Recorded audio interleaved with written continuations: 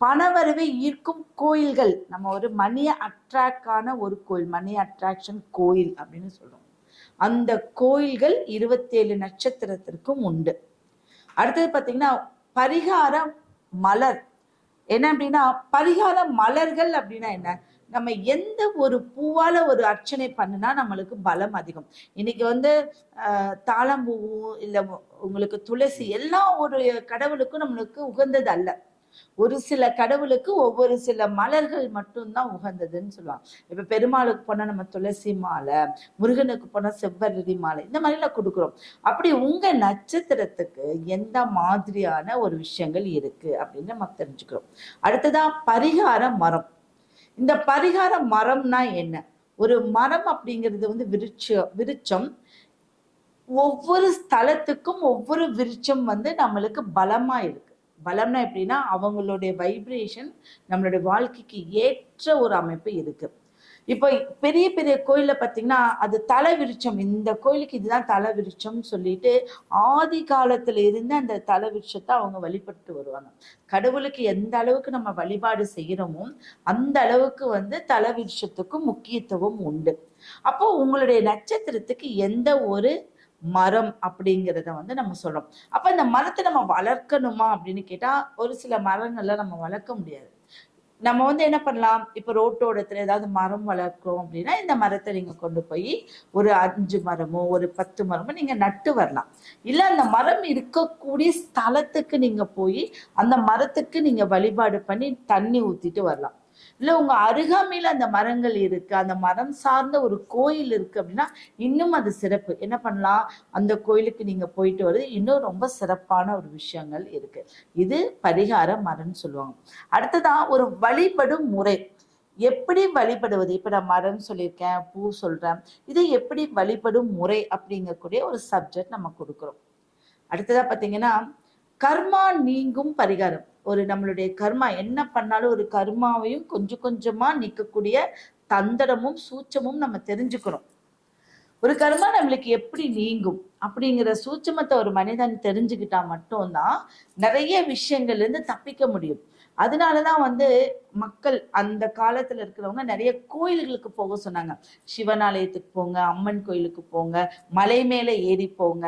இந்த மாதிரி எல்லாம் போகும்போது சில கர்மாக்கள் நம்மளுக்கு குறைந்து கொண்டே வரும் அப்படிங்கிறது ஐதீகம். அடுத்தது பாத்தீங்கன்னா பண வரவு வரக்கூடிய ஒரு பரிகாரம். நம்ம மணி அட்ராக்ஷன் வரக்கூடிய கோயில்கள் பிளஸ் வந்து நம்ம பணவரவு எப்படி வருங்கக்கூடிய ஒரு பரிகாரம். இப்ப அதை என்ன மாதிரி ஒரு பொருளை நம்ம வைக்கணும் அப்படிங்கக்கூடிய சூட்சமத்தை நம்ம சொல்றோம். அடுத்தது பாத்தீங்கன்னா அதிர்ஷ்ட நிறம். நிச்சயம் ஒவ்வொரு நட்சத்திரத்திற்கும் அதிர்ஷ்ட நிறம் உண்டு. இந்த அதிர்ஷ்ட நிறம் அப்படிங்கிறது இப்ப நான் வந்து ஒரு சிகப்பு நிறம் அப்படின்னா அதைவே நம்ம யூஸ் பண்றதா அப்படின்னு கேட்டா அப்படி இல்லை. சிகப்பு நிறம் ஒரு அதிர்ஷ்டமான நிறம். அப்ப அந்த நிறம் முக்கியமான ஒரு காரியங்களுக்கு போகும்போதோ இல்ல ஒரு சில பொருட்களே வைக்கும் போது, இப்ப பணம் வைக்கிறோம், அது அந்த நிறத்துடைய ஏதாவது ஒரு பையிலையோ இல்ல துணிலையோ நீங்க கட்டி வைக்கிறது ரொம்ப அதிர்ஷ்டம் அப்படின்னு சொல்லலாம். உங்களுக்கு பிடித்த ஒரு விஷயத்த நீங்க செய்யறது அந்த அதிர்ஷ்ட நிறத்துல நீங்க பண்ணலாம். ஏன்னா நான் சொல்றப்போ ஒவ்வொன்றும் எதுக்கு உபயோகப்படும் அப்படிங்கிறது இருக்கு இல்லையா. அடுத்தது தானம்.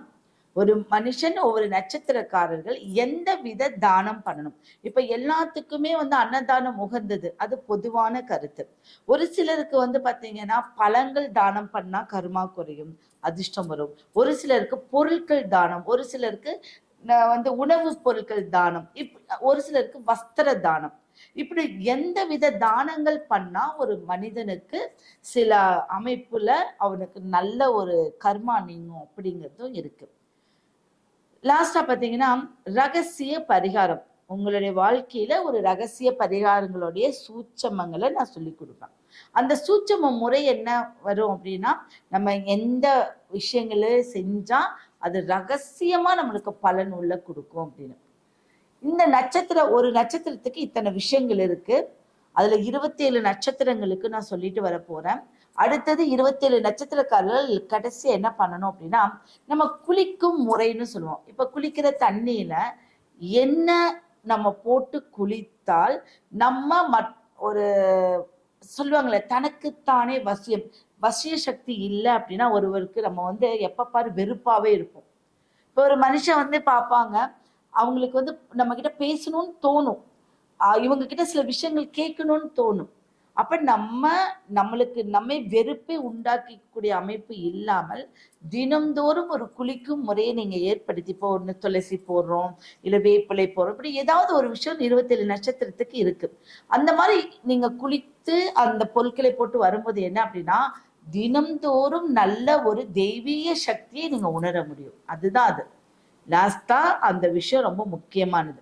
அப்ப இப்ப நம்ம சொன்ன விஷயங்கள் எல்லாம் நீங்க வந்து ஒரு பேராகிராஃப் மாதிரி என்னென்ன முறை, ஏன்னா 27 நட்சத்திரத்துக்கும் இந்த முறை தான். இதை நீங்க நோட் பண்ணிக்கிட்டீங்கன்னா நிச்சயமா அது உங்களுக்கு எப்பவுமே யூஸ் ஆகும். யாராவது இப்ப நான் சொல்றேன் 27 நீங்க யூஸ் பண்ணிட்டீங்க, நோட் பண்ணி வச்சுக்கிட்டீங்கன்னா நீங்களே என்ன சொல்றது, மற்றவங்களுக்கு ஒரு கிளாஸாவே எடுக்கலாம். அந்த அளவுக்கு இது யூஸ்ஃபுல்லான ஒரு விஷயங்கள் இருக்கு. சரி, அதுல நம்ம ஃபர்ஸ்ட் நம்ம ஒண்ணு அந்த நட்சத்திரங்களுக்கு போகிறதுக்கு முன்பு ஒரு நம்ம அஸ்வினில இருந்து ஆரம்பிப்போம் இல்லையா, அந்த நட்சத்திரத்துக்கு போவதற்கு முன்பு நம்ம வாழ்க்கையில 9 ஒரு புனித இடங்கள் அப்படின்னு சொல்லுவாங்க. அப்போ ஒரு அதுல எல்லாமே 9, 10க்குள்ள அடங்கியிருக்கு. என்ன அப்படின்னா 9 கிரகங்கள் இருக்கு, அந்த 10ங்கிறது கர்மா. இதுக்குள்ள வந்து நிறைய விஷயங்கள் நம்ம வந்து தேர்ந்தெடுத்துக்கலாம். ஒரு விஷயத்த வந்து இந்த 9, 10 வரைக்கும் நம்ம நல்ல விஷயங்களை கொண்டு வந்தா 11ங்கிறது லாபத்தை அடையலாம் அப்படின்னு சொல்லுவாங்க. ஒவ்வொரு மனிதனும் முக்கியமா ஒரு கோயிலுக்கு போகணும். இப்ப என் லைஃப்ல நான் அதெல்லாம் போகவே இல்லைங்க, இந்த கோயிலுக்கெல்லாம் நான் வந்து பார்த்ததே இல்லைன்னு சொல்றாங்க இல்லையா. அப்ப அந்த மாதிரி ஒரு கோயில் லைஃப்ல இருக்கிற காலத்துல ஏதாவது ஒரு முறை போயிட்டு வந்துடணும். பூச நட்சத்திரக்காரர்கள்லாம் வாங்க, யார் யாரு பூச நட்சத்திரத்துல இருக்கீங்க அவங்க எல்லாம் கமெண்ட் பண்ணுங்க. பூச நட்சத்திரத்துல ஒருத்தர் இருந்தாங்கன்னா ரொம்ப ஆற்றல் அதிகம், வேகம் அதிகம், அவங்களுடைய ஸ்பீச் நல்லா இருக்கும், அப்படின்னா இங்கிலீஷ் ஸ்பீச் நல்லா இருக்கும், ரொம்ப நல்லா ஒரு ஆற்றல் மிக்க ஒரு பூச நட்சத்திரம். எதுவுமே தெரியலனாலும் ரொம்ப தெரிஞ்ச மாதிரி எந்த ஒரு விஷயத்திலையும் மாட்டிக்க மாட்டாங்க. நிறைய நல்ல விஷயங்களும் அவங்கக்கிட்ட இருக்கு. அதை அவங்க பயன்படுத்திக்கக்கூடிய ஒரு முறை கொண்டு அந்த நட்சத்திரம் ஆக்டிவேட் ஆகும். சரிங்களா? சரி, பூச நட்சத்திரம் யாருக்கு அதிபதி அப்படின்னா சனி பகவானுக்கு.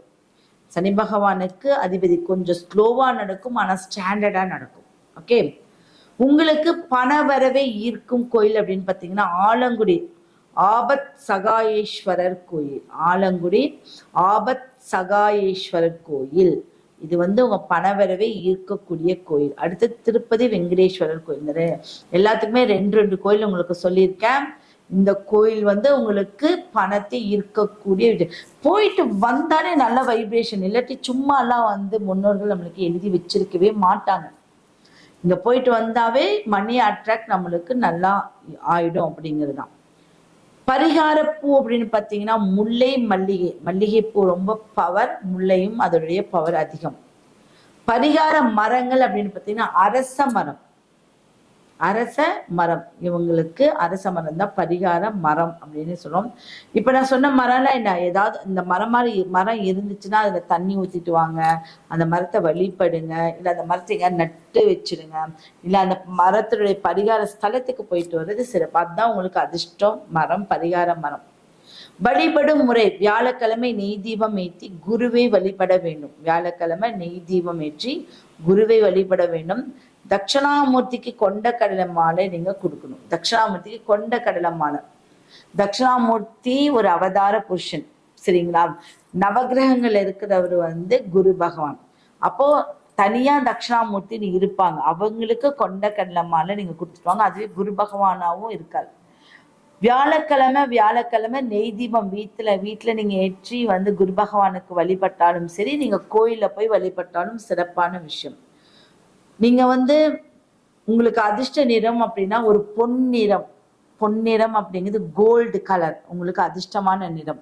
மஞ்சள், வாழைப்பழம், கடலை பருப்பு எல்லாம் தானம் பண்றது சிறப்பு. மஞ்சள், வாழைப்பழம், கடலை பருப்பு இது வந்து தானம் பண்ணா உங்களுடைய கர்மா நீக்கக்கூடிய ஒரு அமைப்புக்கு வழி கொடுத்து, அதுல முதியவர்களுக்கு இதெல்லாமே நீங்க உணவு தானமா கொடுக்கலாம். முதியவர்களுக்கே இந்த உணவு தானத்தை கொடுத்து குரு பகவானுக்கு வஸ்திரம் உங்க வஸ்திரம் கொடுக்கணும். குரு பகவானுக்கு வஸ்திரம் சமர்ப்பித்தால் நிச்சயம் என்ன ஆகும்? குரு அம்சம் உங்களுக்கு கிடைக்கும். நான் சொல்லியிருக்கேன் வஸ்திர தானம் சிறப்பான ஒரு தானம் அப்படின்னு சொல்லியிருக்கேன்.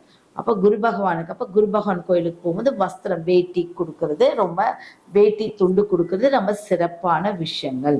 இதுல ரகசியம் அப்படின்னு நம்ம ஒரு பரிகாரம் சொன்னோம் அப்படின்னா, குரு ஹோரை எல்லா நாள்லயும் குரு ஓரை இருக்கு. முதல் ஓரை மட்டும்தான் வியாழக்கிழமை குரு பகவானோட ஓரை. ஆனா எல்லா நாள்ல வரக்கூடிய குரு ஹோரையில தட்சிணாமூர்த்திக்கு நெய் தீபம் ஏற்றி வழிபட்டால் தொழில் வளர்ச்சி, பிரம்மாண்டமான ஒரு தொழில் வளர்ச்சி உண்டு பண்ணும். வருமானம் அதிகரிக்கிறதுக்கு வாய்ப்பு அதிகம். வருமானம் ரொம்ப அதிகரிக்கும். எப்போ? குரு ஓரையில அந்த ஓரை எப்போ வருதுன்னு பார்த்துட்டு தட்சிணாமூர்த்திக்கு நெய் தீபம் ஏற்றணும். எத்தனை நெய் தீபம் ஏற்றலாம் அப்படின்னா 2 கூட போதும். தட்சிணாமூர்த்திக்கு 2 நெய் தீபம் ஏற்றினால் நிச்சயம் தொழில் வளர்ச்சி, பண வளர்ச்சி, உங்களுக்கு பணத்தை வருமானம் அதிகரிக்கக்கூடிய ஒரு அமைப்பெல்லாம் உங்களுக்கு உண்டு பண்ணி கொடுக்கும். எல்லாம் நோட் பண்ணிக்கிட்டீங்களா? நோட் பண்ணிட்டே இருந்தாதான் நம்ம சொல்றது யூஸ்ஃபுல்லா இருக்கும். நோட் பண்ணிக்கோங்க. நீங்க லைக் கொடுத்து அப்புறம் கமெண்ட் பண்ணுங்க. உங்களுக்கு எந்த அளவுக்கு பிடிச்சிருக்கு அப்படின்னு பாருங்க. ஒவ்வொரு நட்சத்திரத்துக்கும் ஒவ்வொரு வலிமை இருக்கு. அந்த வலிமையில தான் நம்ம வாழ்ந்துட்டு இருக்கோம். அதுல சின்ன சின்ன சூட்சமங்கள் கொடுக்கறது மூலியமா நம்மளுக்கு இன்னும் அதீத ஒரு அமைப்பு ஆற்றல் உண்டு பண்ணி கொடுக்கும். சரிங்களா?